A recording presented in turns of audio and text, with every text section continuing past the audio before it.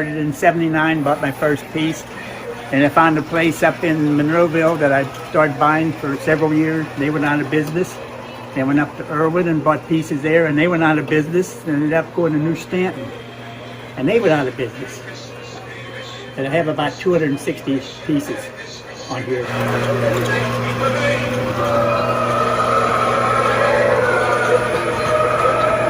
What are people's reactions when they visit? Usually, wow, is what they say.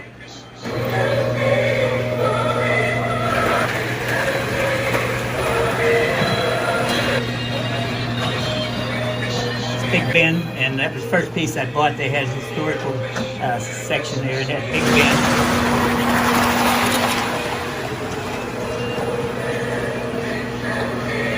Well, this is impressive, and it's so fun. I feel like I'm on vacation. Thank you for sharing this, Russ. My pleasure.